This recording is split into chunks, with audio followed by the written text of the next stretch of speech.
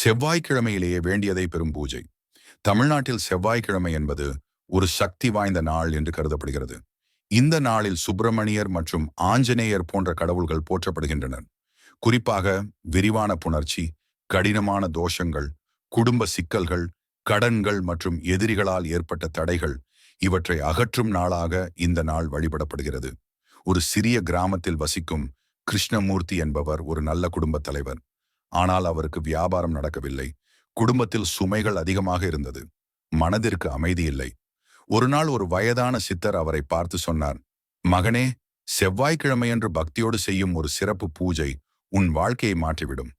அவரிடம் சித்தர் கூறிய வழிமுறைகள்: காலை எழுந்தவுடன் நன்றிக்குறியாக ஓம்காரம் சொல்லி விழிக்கவும், குளித்த பிறகு சிவன் அல்லது முருகன் கோவிலுக்கு சென்று திருப்புகழ் அல்லது ஸ்கந்த காயத்ரி ஜபிக்கவும், செவ்விலக்கான பூக்கள், செந்தாமரை, செண்பகப்பூ கொண்டு அபிஷேகமும் பூஜையும் செய்யவும், வெறும் வயிற்றில் விரதம் இருந்து சிவனுக்கு பச்சை கற்பூரம், வெல்லம், தேன் வைத்து தீபம் ஏற்றி வழிபடவும். மாலை வேளையில் வீட்டில் இருக்கும் தீபத்தில் நெய் அல்லது பஞ்சகவ்யம் எண்ணெய் ஊற்றி 12 ஜோதி தீபம் ஏற்றி கந்த சஷ்டி கவசம் படிக்கவும்.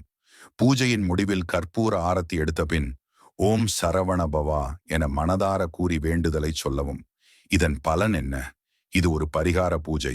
இந்த பூஜையை செவ்வாய்க்கிழமை தொடர்ந்து 7 வாரங்கள் செய்தால் எந்த சிக்கலாக இருந்தாலும் முடிவரும். கடன்கள் தீரும், குடும்பத்தில் அமைதி வரும், வியாபாரம் விரிவாகும், மேலும் எதிரிகளின் தீமை தாக்காது. கிருஷ்ணமூர்த்தி இந்த பூஜையை முழு மனதுடன் செய்தார். 7வது வாரம் முடிவதற்குள் அவருடைய வியாபாரத்தில் ஒரு பெரிய ஒப்பந்தம் கிடைத்தது. குடும்பத்திலும் மகிழ்ச்சி, சந்தோஷம் பூத்துவிட்டது. இது ஒரு சிறந்த பூஜை முறையும் நம்பிக்கையின் சக்தியுமாகும். பக்தி, சுத்தமனம், முழுமையான விழிப்புணர்வுடன் செய்த வழிபாடே வாழ்வை மாற்றும். நலமும் அருளும் உண்டாகும். இந்த வீடியோ பதிவு பிடிச்சிருந்தா லைக் அண்ட் சப்ஸ்கிரைப் பண்ணுங்க.